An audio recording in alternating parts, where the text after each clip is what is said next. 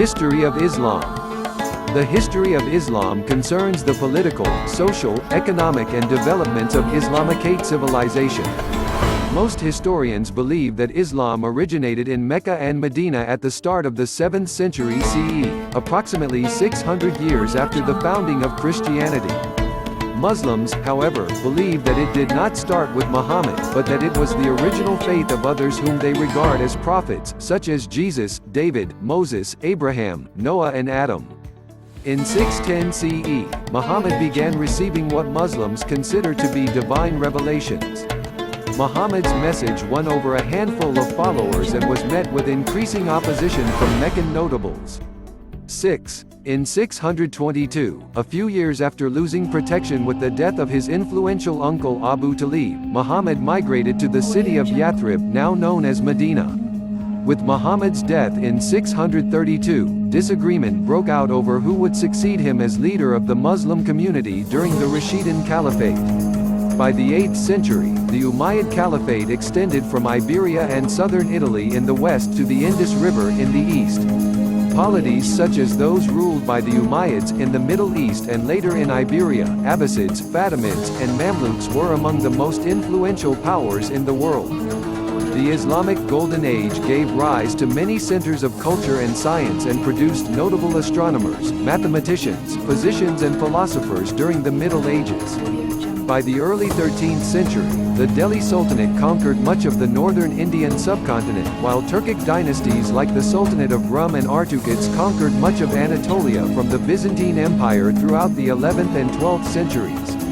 In the 13th and 14th centuries, destructive Mongol invasions and those of Tamerlane, Timur, from the east, along with the loss of population in the Black Death, greatly weakened the traditional centers of the Islamic world, stretching from Persia to Egypt, but saw the emergence of major global economic powers such as West Africa's Mali Empire and South Asia's Bengal Sultanate. Following the deportation and enslavement of the Muslim Moors from the Emirate of Sicily and other Italian territories, the Islamic Spain was gradually conquered by Christian forces during the Reconquista. Nonetheless, in the early modern period, the Islamic gunpowder empires, the Ottoman Empire, Safavid Iran and Mughal India, emerged as great world powers. During the 19th and early 20th centuries, most of the Islamic world fell under the influence or direct control of European great powers. Their efforts to win independence and build modern nation-states over the course of the last 2 centuries continue to reverberate to the present day, as well as fuel conflict zones in regions such as Palestine, Kashmir, Xinjiang, Chechnya, Central Africa, Bosnia and Myanmar. The study of the earliest periods in Islamic history is made difficult by a lack of sources. For example, the most important historiographical source for the origins of Islam is the work of al-Tabari.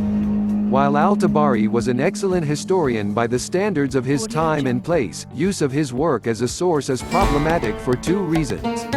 For one, his style of historical writing permitted liberal use of mythical, legendary, stereotyped, distorted, and polemical presentations of its subject matter, which are however considered to be Islamically acceptable.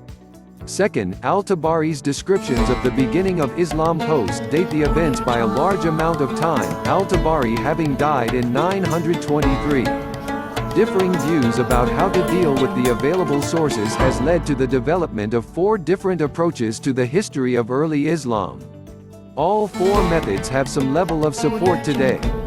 The descriptive method uses the outlines of Islamic traditions, while being adjusted for the stories of miracles and faith-centered claims within those sources.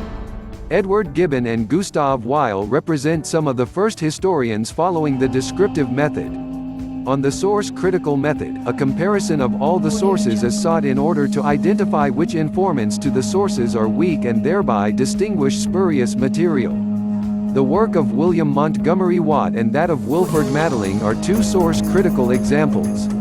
On the tradition-critical method, the sources are believed to be based on oral traditions with unclear origins and transmission history, and so are treated very cautiously. Ignaz Goldziher was the pioneer of the tradition-critical method, and Uri Rubin gives a contemporary example.